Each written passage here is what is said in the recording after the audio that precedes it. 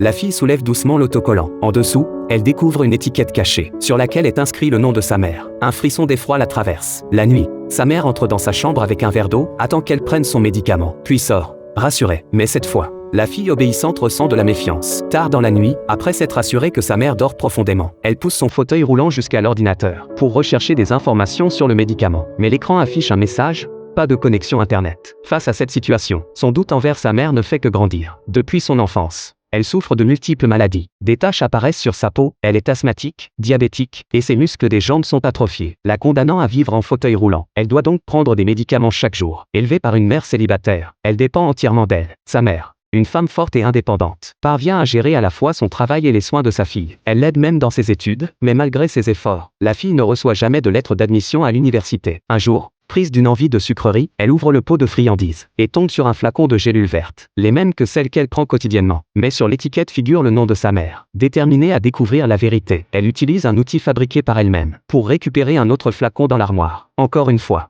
les étiquettes sont falsifiées. Face à cette révélation, elle sent une peur grandissante. Elle se remémore le matin même, sa mère appelant un réparateur devant elle, pour signaler une panne d'Internet. L'opérateur lui avait répondu qu'il ne pourrait venir que d'ici la fin du mois. Sa mère avait donc sûrement coupé la connexion intentionnellement. Ce jour-là, alors que sa mère arrose les plantes dans la cour, la fille compose en cachette le numéro d'un médecin. Son but est simple, savoir ce qu'elle prend réellement. Mais à sa grande surprise, le médecin reconnaît immédiatement le numéro, et prononce le nom de sa mère. Paniquée, elle raccroche, refusant d'abandonner. Elle appelle un inconnu au hasard, et lui demande de rechercher des informations pour elle. L'homme est d'abord occupé par ses propres problèmes, mais grâce à son talent pour la communication, elle parvient à le convaincre en jouant sur l'émotion. Finalement, il accepte de l'aider. Il lui apprend que ce médicament est destiné à soulager les maladies cardiaques. Elle est perplexe. Elle est bien née avec une malformation cardiaque, mais son état est contrôlé depuis longtemps. Sa mère le sait mieux que quiconque. Pourquoi continue-t-elle à lui en donner? Mais l'homme ajoute une information troublante. Ses gélules sont normalement rouges. La fille reste figée. Ces mots confirment que sa mère a modifié le médicament. Cette nuit-là, rien ne semble anormal entre elles. La fille propose d'aller voir un film, et sa mère accepte sans méfiance. Le lendemain,